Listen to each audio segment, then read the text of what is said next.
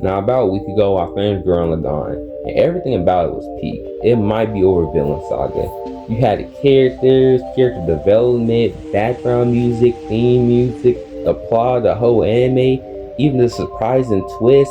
Everything about it was just peak. I'd never seen anything from an anime that was a 10 out of 10. Like Villain Saga in this, 10 out of 10. Gurren Lagann, everything in it had no bad flaws. Like everything was great. So with me finishing such a 10 out of 10 anime, I think I gotta make a video on it. I did one for Villain Saga. I said I was gonna make a part 2, never did. Might still, I don't know. But with Gurren Lagann, gotta get its own video. So let's start it.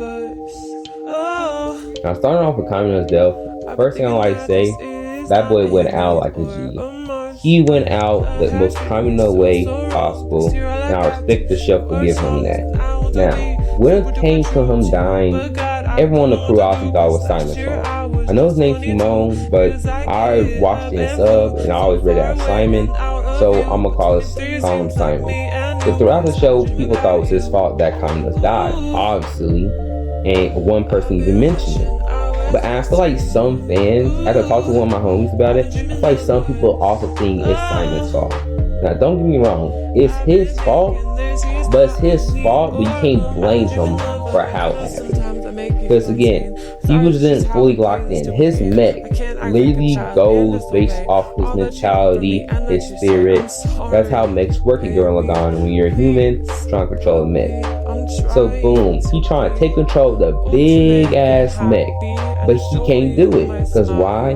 The girl he like kissed his homeboy, Kamina. Now, people might say it's stupid that he wasn't locked in fully, but you gotta understand Simon at this moment. See, this girl Yoko was the only person to treat him like a normal human being, besides Kamina, obviously, was the first person to treat him like a normal human being. All the girls in the village used to make fun of him for being digger, even though that was the most important job in that whole village. Is that how they kept expanding it? So it didn't make sense why they would make fun of him. But all the girls make fun of him. People would think he was a loser. Kamina was the only person that liked Simon. The only person that treated him normal. So you tell me the first girl that looked pretty cute to him, treating like a normal person, of course you're gonna like her. So seeing your homeboy, your day one kiss her, they're gonna do some shit to your mental. Now, Simon wasn't mad at Kamina, which I'm glad he wasn't mad, because at the same time, it's not like Kamina's fault that she fell in love with him. But the thing is, that was going through his mind. The first girl he really liked, first person treated him normally, besides Kamina, obviously, kissed someone else, and that had him heartbroken, bro. He never had this feeling before, so obviously that was gonna fuck him up during a fight. But yeah, all I want to say is, it's his fault, but you can't blame him for that situation. That's what I want to say about it.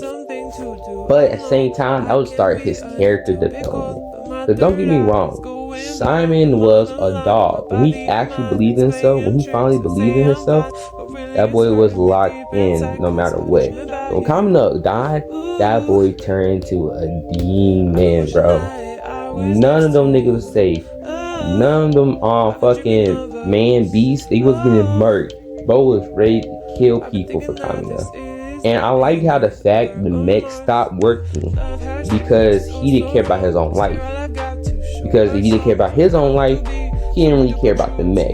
So the mech literally fucking stopped working because Simon just didn't care about life. He had the spirit to fight, but he didn't care about his own life.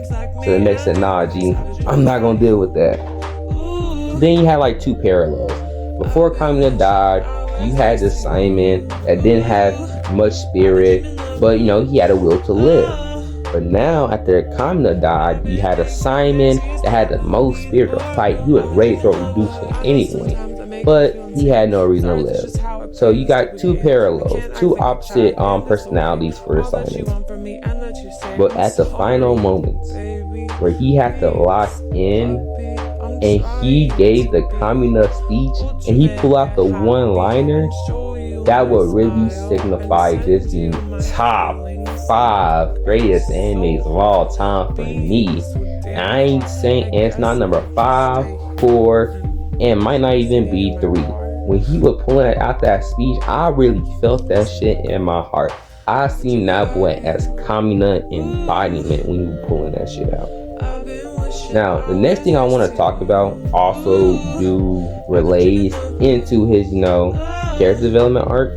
Is how Simon and Kamina's stories, when they tell the story of how they view each other, is completely different from perspective.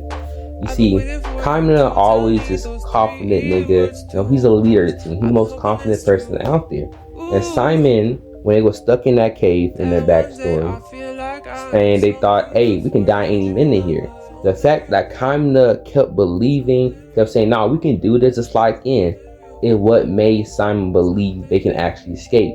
So Simon kept going, kept drilling until they finally found a way out safely. Now, that was great. But from Kamina's perspective of the story, he was really talking big, but he actually thought they was gonna die. But the fact Simon was willing to keep drilling and keep going, it what gave Kamina the faith that, hey, maybe we can get out. It shows that Simon and Kamina pair well with each other so much, because Kamina, this cocky, not even cocky, this very confident guy. But the reason he this confident really, because Simon gave him this confidence. Because Simon never give up attitude, it gives Kamina confidence that they can make it out in any situation.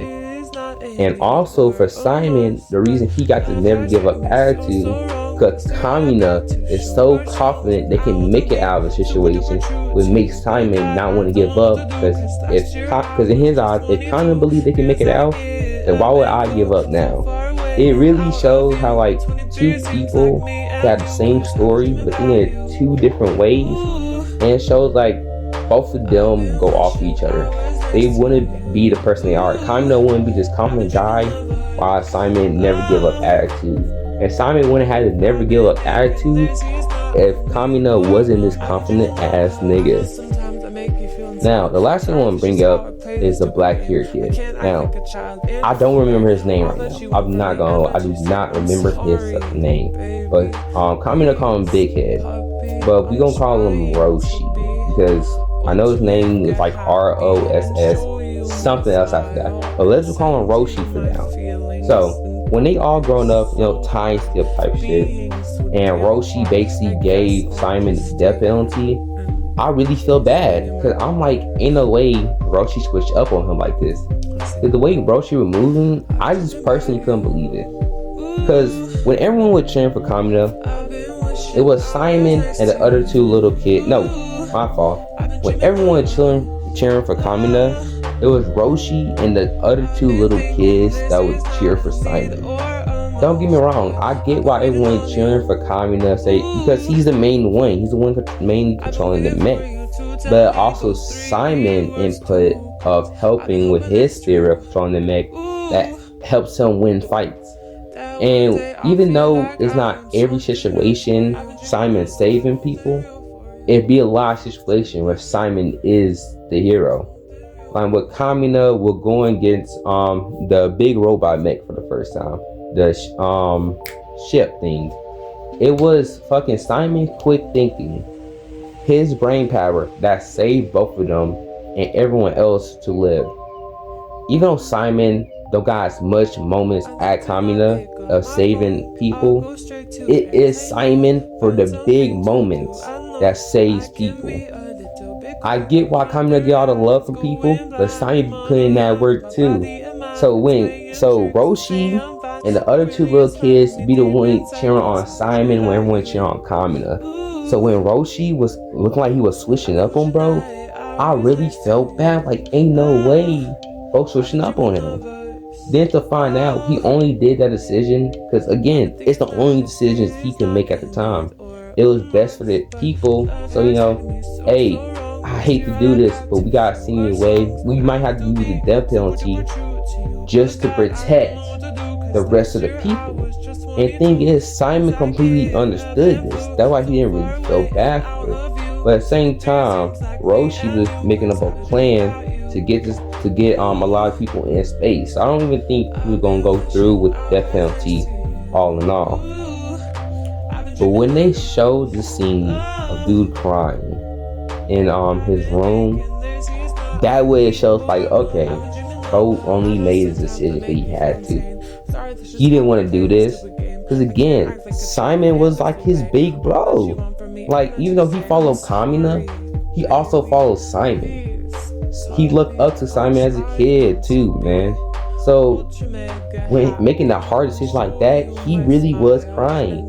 I'm glad they showed that fact, because Roshi's switching up, I couldn't believe it. And I see a lot of TikToks and niggas say RP Kamina should have been Roshi. Like, damn, I get it, but Roshi's still a go-to. But that's all I really gotta say for this video. All in all, Gurren Lagann is a top tier anime. There's so much more shit I can talk about. I didn't even get to like the ending scene. So if y'all want a part 2, let me know. I am dead ass willing to make it. Like, so for real, I really love this. But y'all let me know y'all think, comments down below, and I'll see y'all next time. Peace.